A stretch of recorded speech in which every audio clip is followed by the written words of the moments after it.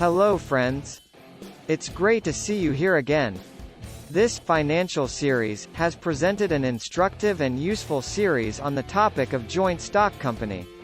There are several aspects of joint stock company, and we will attempt to cover them all here. What is joint stock company?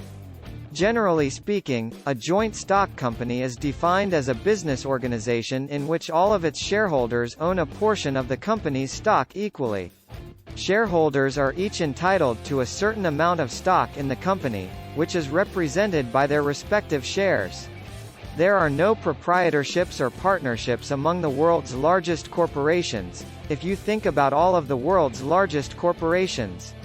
Every one of these businesses is a limited liability company. When dealing with business on a large scale, a joint stock company is the most appropriate type of business organization to utilize. Features of joint stock companies. 1. Limited liability. Another significant distinction between a corporation and other types of business entities such as partnerships and sole proprietorships is the existence of shareholders. When a corporation is formed, the liability of its shareholders is limited. It is not possible to liquidate a member's personal assets in order to pay off the company's liabilities.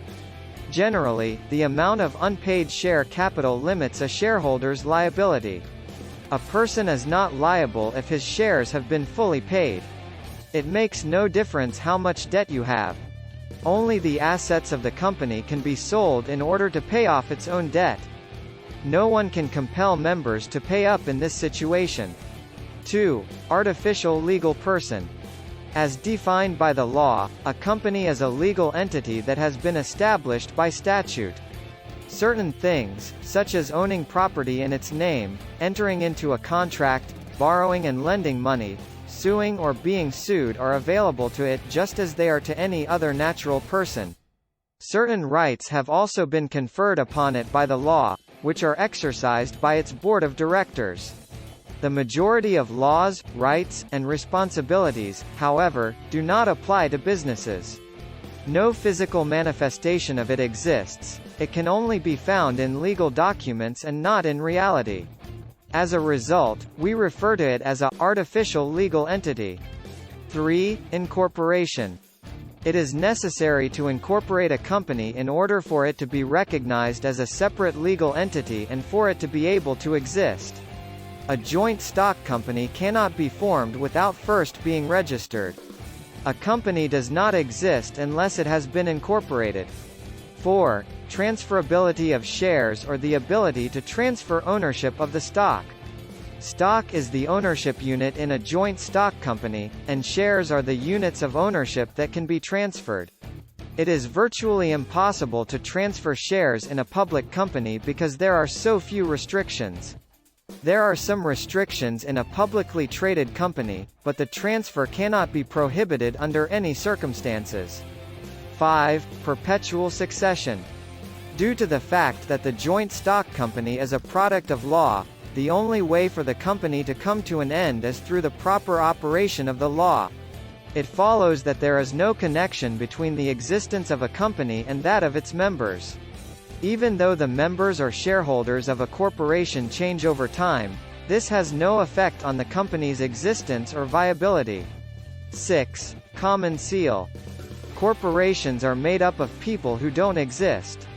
Consequently, the board of directors is responsible for the day-to-day operations of the organization. The approval of any contract or agreement is indicated by the use of a common seal when a company enters into a business relationship. It is an engraved seal with the name of the company engraved on it that is known as the common seal. No document is legally binding on the company unless and until it bears the common seal of the company, as well as the signatures of the directors. 7. Separate legal entity or legal entity that is distinct from the rest of the group. Company members have their own legal identities, which differs from the legal identities of proprietorships and partnerships. Immediately after incorporation, the joint stock company is given its own legal identity that is distinct from the other companies. A member of the company is therefore not liable for the company's debts or obligations to others. In the same way, the company will not rely on any of its members to carry out any of its business operations.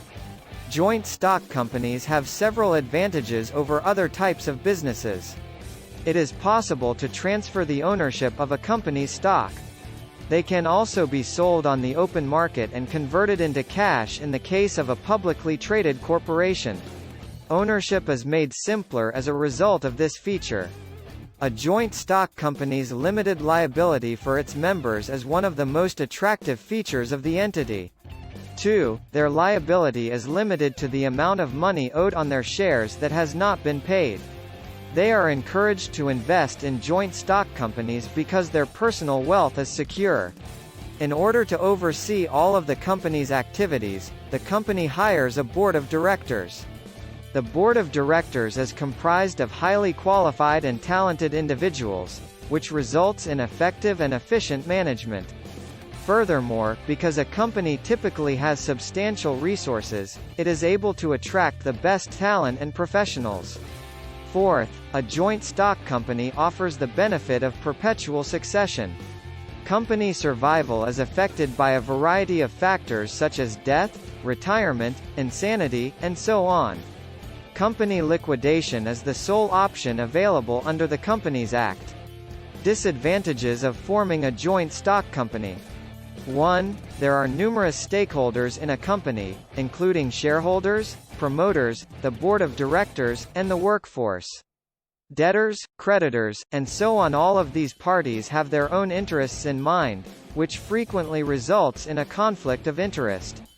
2. In accordance with the Companies Act, 2013, all publicly traded companies are required to submit their financial records and other related documents to the Registrar of Corporations. Those documents are then made available to the general public, who can view them at any time.